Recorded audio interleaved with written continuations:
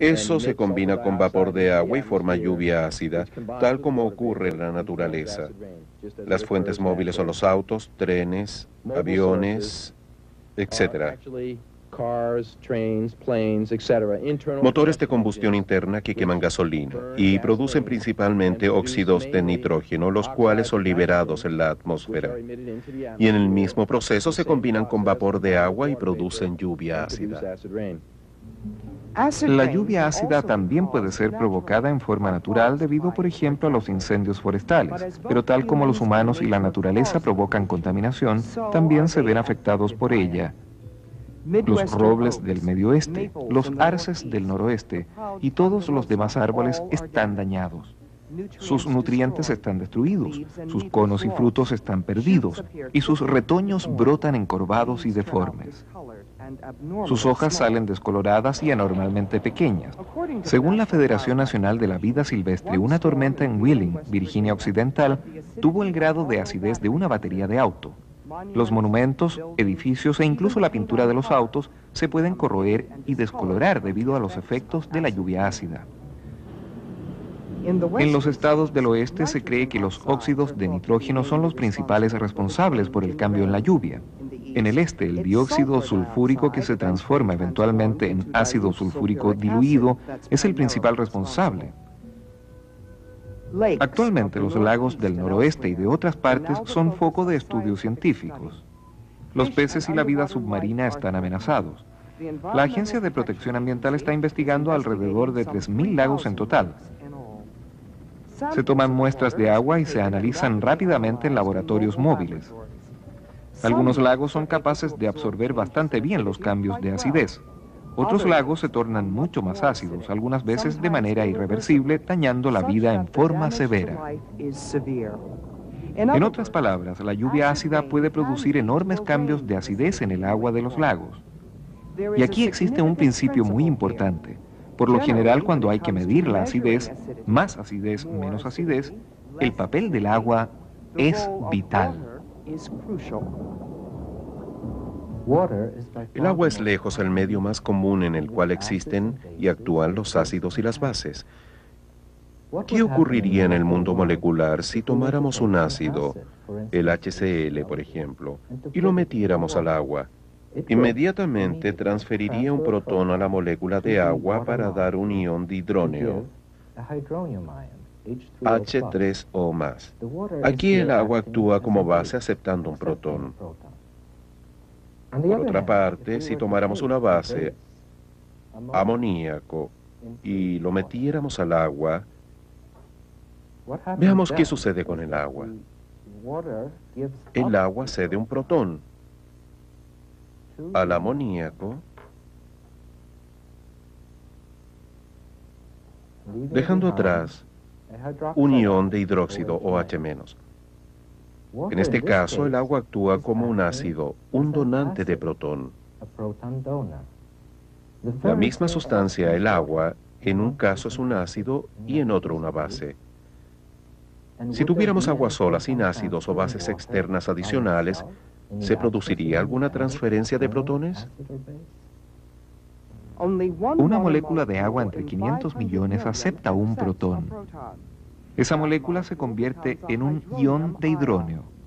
La molécula de agua que perdió un protón se convierte en un ion de hidróxido. En términos químicos existe un equilibrio entre los iones de hidróxido y de hidrógeno y las moléculas de agua. Aún así, solo una de 500 millones de moléculas de agua se convierte en un ion de hidrógeno. Esto corresponde a 10 elevado a menos 7 moles de ion de hidrógeno por litro.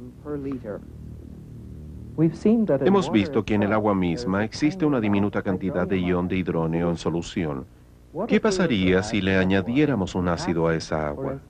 Por ejemplo, ácido hidroclórico. Ese ácido transferiría su protón al agua como un balazo para generar un poco de ion de hidrógeno y habría mucho más cantidad de ese ion de hidrógeno del ácido que del equilibrio del agua misma.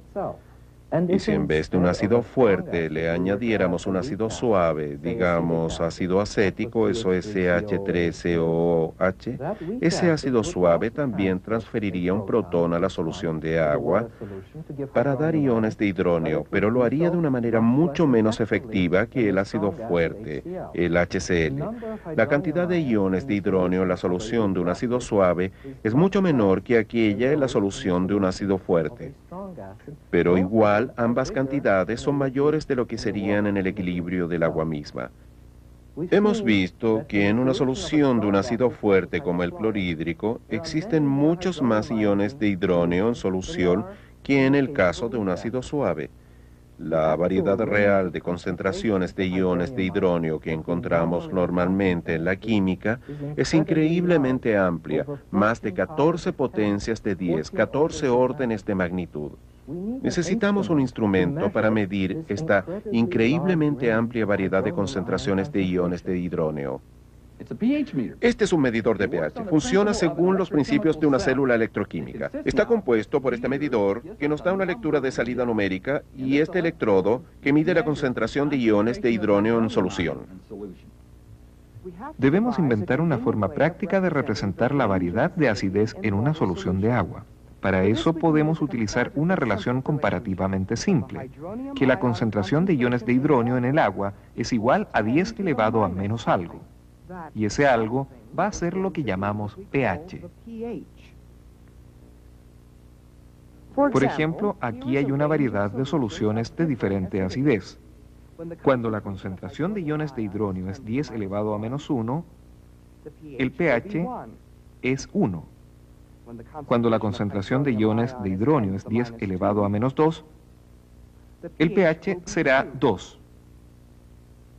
Cuando la concentración caiga a 10 elevado a menos 7, el pH será 7 y este es el pH del agua pura. El pH 7 es la línea divisoria entre los ácidos y las bases.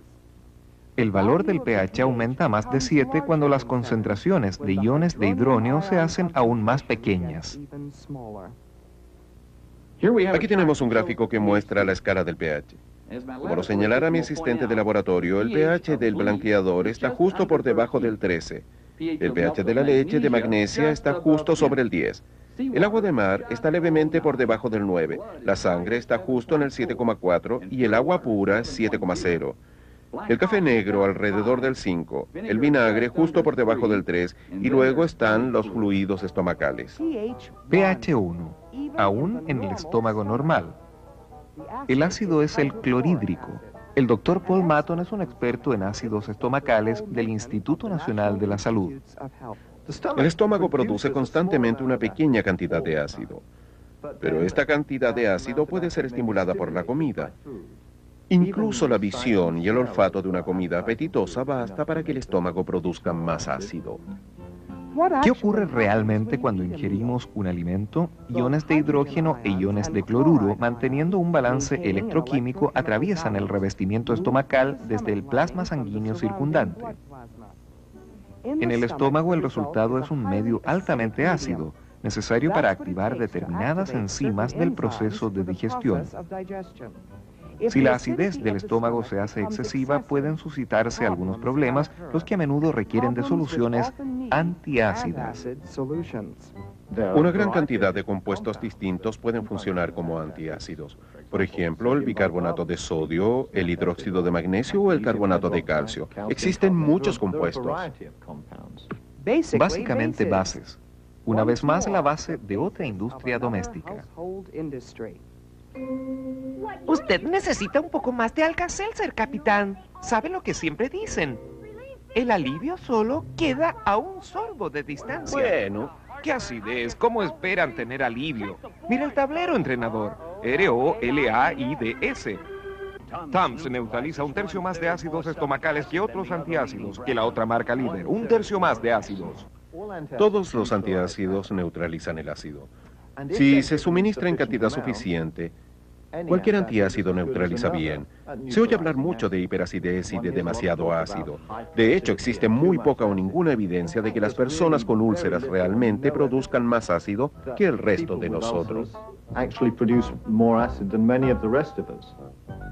Entonces, para la mayoría de los malestares ácido-estomacales, los remedios ensayados y probados que se venden sin receta obligatoria cumplen su función neutralizadora efectivamente. Resumen. En el laboratorio los ácidos se reconocen gracias a su habilidad para cambiar el color de los colorantes, convirtiendo el tornasol en rojo, por ejemplo. Reaccionan con metales tales como el magnesio para producir hidrógeno. Ácidos y bases reaccionan juntos. Hoy en día los ácidos y las bases se definen en términos de un ion de hidrógeno o transferencia de protones. Un ácido dona un protón a una base. Una base acepta un protón de un ácido. El agua es el medio más importante en el que actúan los ácidos y las bases. La diferencia entre un ácido fuerte y uno suave es la concentración de iones de hidrógeno en solución. En las soluciones acuosas, dicha concentración de iones de hidrógeno varía entre 14 potencias de 10. Una solución base fuerte tiene un pH de 14 y una solución ácida fuerte tiene un pH cercano al 0.